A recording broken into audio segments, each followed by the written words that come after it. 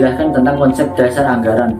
Anggaran merupakan alat penting untuk perencanaan dan pengendalian jangka pendek yang efektif dalam suatu organisasi. Anggaran juga memiliki isi yang menyatakan tentang pendapatan dan beban yang telah direncanakan dalam suatu perusahaan.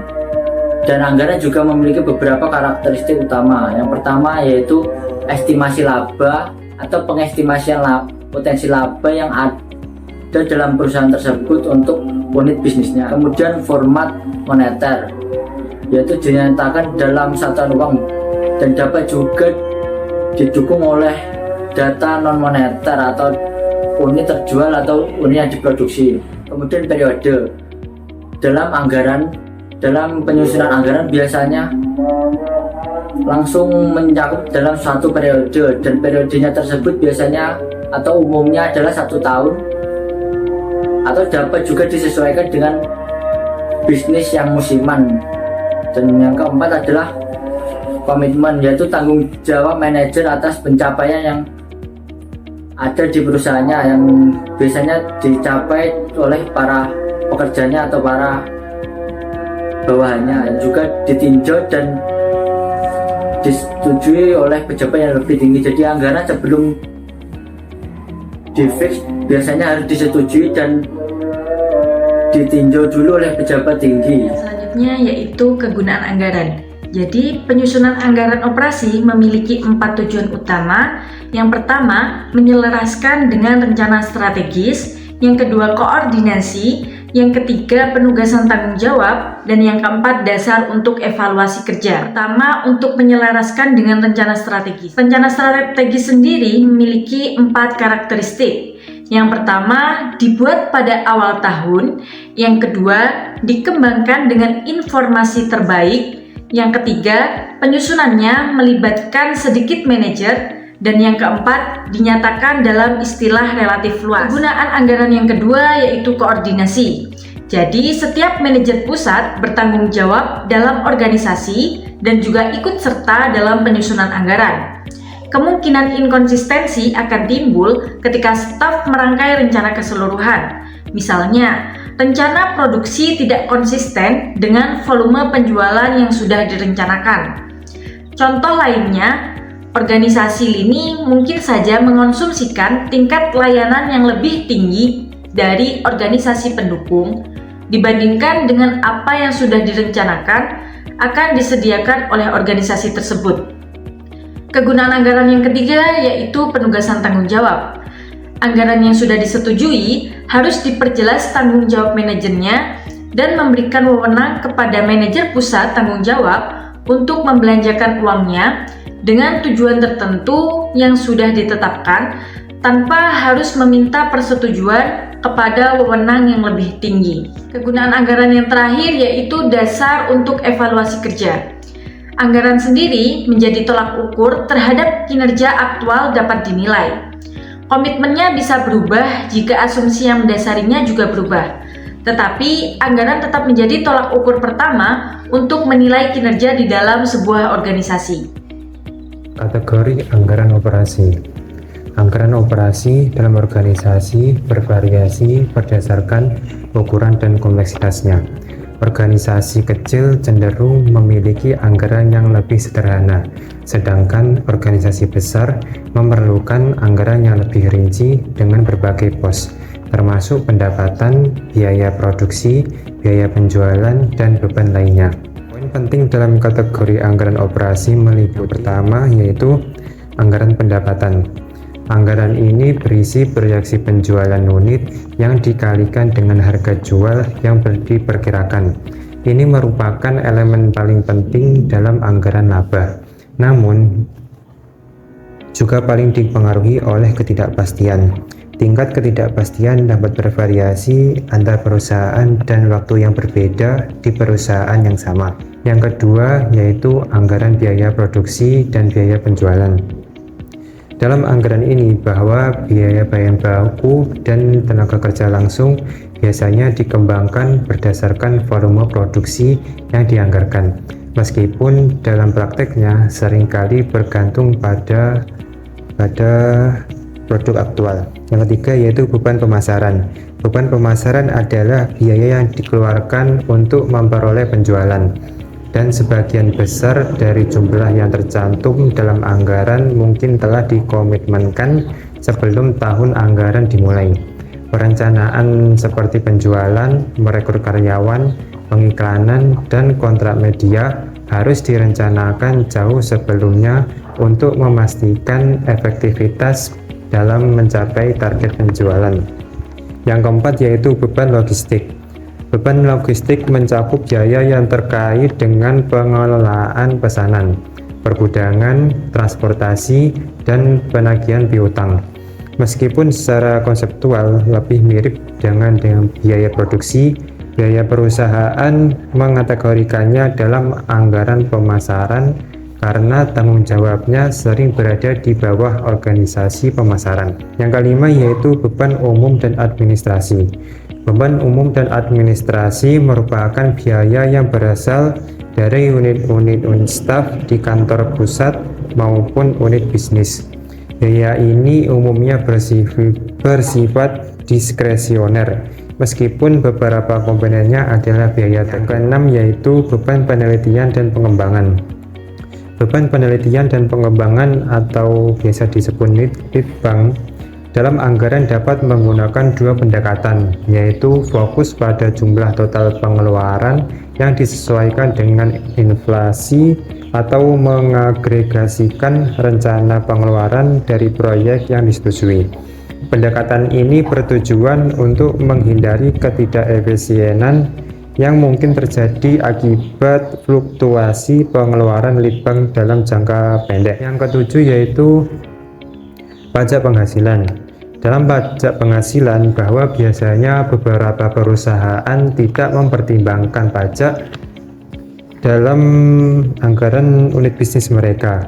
Hal ini disebabkan oleh kebijakan pajak yang ditetapkan di kantor pusat, sehingga tidak mempengaruhi perencanaan anggaran di tingkat unit bisnis. Jadi setelah kita bahas sebelumnya tentang kategori anggaran, sekarang kita membahas tentang proses penyusunan anggaran. Jadi proses penyusunan anggaran ada beberapa bagian. Yang pertama organisasi, ada departemen anggaran yang fungsinya untuk menerbitkan prosedur dan formulir penyusunan anggaran, mengkoordinasikan dan menerbitkan asumsi-asumsi dasar dari tingkat korporat yang akan menjadi dasar untuk anggaran.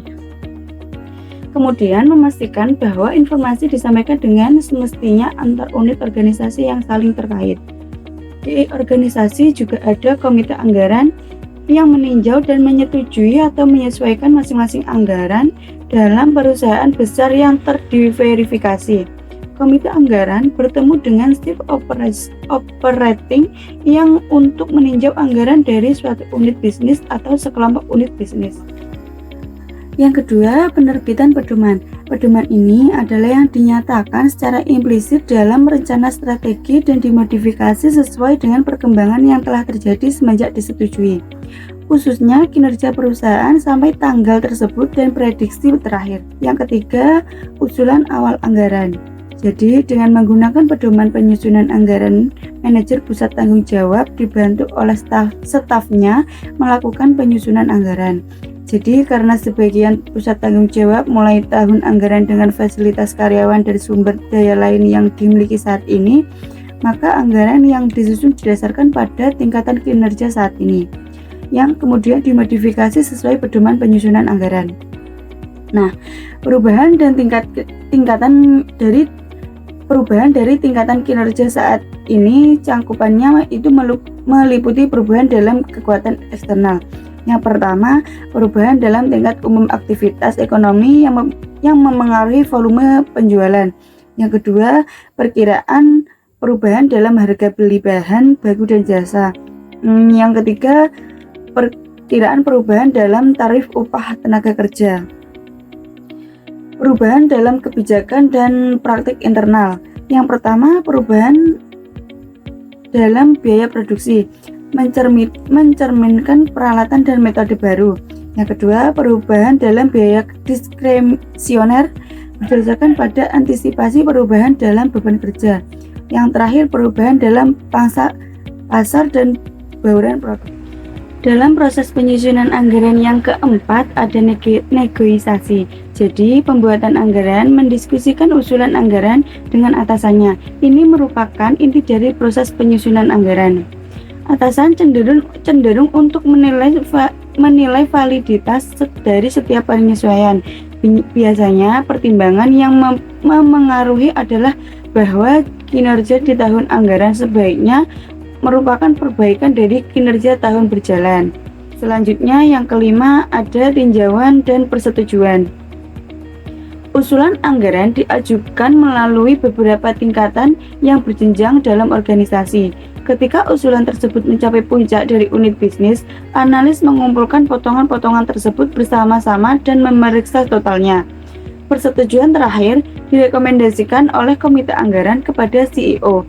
CEO juga menyerahkan anggaran yang telah disetujui kepada Dewan Direksi untuk disahkan. Hal ini terjadi pada bulan Desember, tepat sebelum awal tahun anggaran. Yang keenam, ada salah satu pertimbangan utama dalam penyusunan anggaran adalah prosedur untuk merevisi anggaran setelah disetujui.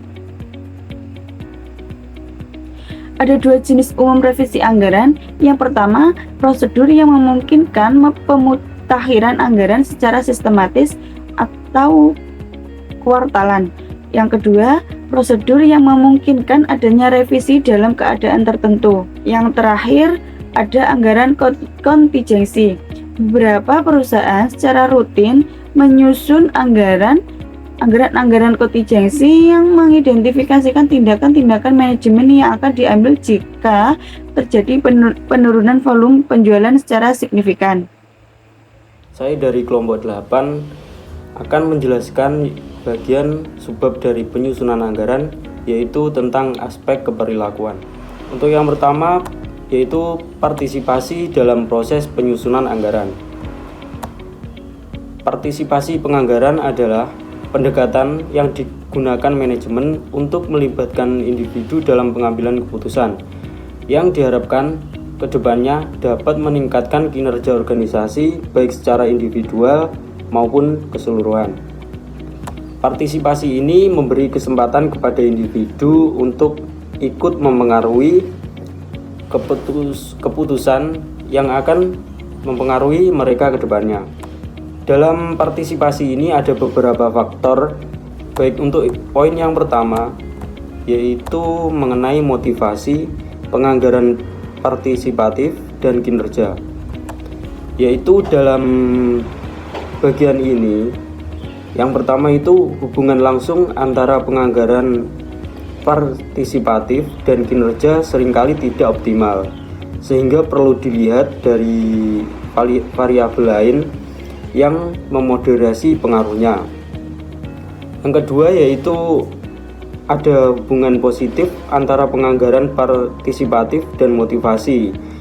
Selanjutnya dalam poin motivasi ini, hubungan motivasi dengan kinerja itu baik dalam konteks akuntansi maupun perilaku organisasi itu menunjukkan bukti yang kuat. Dan yang kedua yaitu gaya kepemimpinan, kinerja organisasi, tekanan kerja, dan penganggaran partisipatif. Dalam poin ini maksudnya yaitu dalam gaya kepemimpinan itu sangat mempengaruhi efektivitas sistem anggaran dengan berperan sebagai pengendali utama. Dan selanjutnya untuk poin ketiga yaitu ketidakpastian tugas. Maksud dari poin ini yaitu ketidakpastian tugas itu dapat mempengaruhi bagaimana partisipasi dalam penyusunan anggaran itu dapat dijalankan. Untuk poin keempat, peran ambiguitas, yaitu ambigu dalam peran seseorang itu juga dapat mempengaruhi efektivitas partisipasi dalam penganggaran. Selanjutnya yaitu struktur penghargaan dan penganggaran partisipatif. Sistem penganggaran yang baik dapat mendukung partisipasi dalam penganggaran. Dan yang terakhir itu ada disonansi kognitif. Jadi disonansi kognitif itu yaitu artinya perbedaan pemahaman. Jadi kalau dalam partisipasi itu bisa terjadi dalam proses penyusunan anggaran yang dipengaruhi oleh faktor otoritarisme dan locus of control. Selanjutnya yaitu poin mengenai konsep perilaku proses penyusunan anggaran. Dalam konsep perilaku penyusunan anggaran itu merujuk pada perilaku manusia dalam proses tersebut serta bagaimana mereka menyesuaikan diri dengan anggaran yang dibuat. Jadi pendekatan ini menekankan bahwa pencapaian tujuan perusahaan adalah yang dinamis, mencerminkan kebutuhan individu dan subunit dalam organisasi. Jadi dengan demikian tujuan bersama dapat tercapai dan ada keselarasan antara tujuan pribadi dan tujuan organisasi. Selanjutnya aspek keperilakuan terkait dengan penyusunan anggaran. Untuk poin yang pertama itu tentang tahap penetapan tujuan. Jadi dalam organisasi tujuan itu seringkali dipengaruhi oleh tujuan individu oleh anggota itu sendiri, yang kadang-kadang itu bertentangan dengan kebutuhan pribadi mereka. Yang kedua, dalam aspek keperilakuan itu ada keselarasan tujuan. Keselarasan tujuan organisasi dengan subunit dan anggota itu terjadi ketika individu merasa kebutuhan pribadinya dapat tercapai melalui pencapaian tujuan organisasi. Yang ketiga, itu partisipasi, yaitu pengambilan keputusan itu terjadi ketika dua atau pihak, jadi kedua pihak atau lebih itu terlibat dalam membuat keputusan yang akan berdampak kepada mereka itu sendiri. Yang keempat itu manfaat partisipasi. Partisipasi yang efektif bisa melibatkan individu secara emosional, bukan hanya dalam tugas mereka. Selanjutnya nomor 5, batasan dan masalah partisipasi. Jika sebuah organisasi itu tidak dapat menerapkan partisipasi secara efektif, lebih baik mengikuti pendekatan otoriter dan terbuka tentang hal itu. Selanjutnya tahap ke-6 itu yaitu tahap implementasi.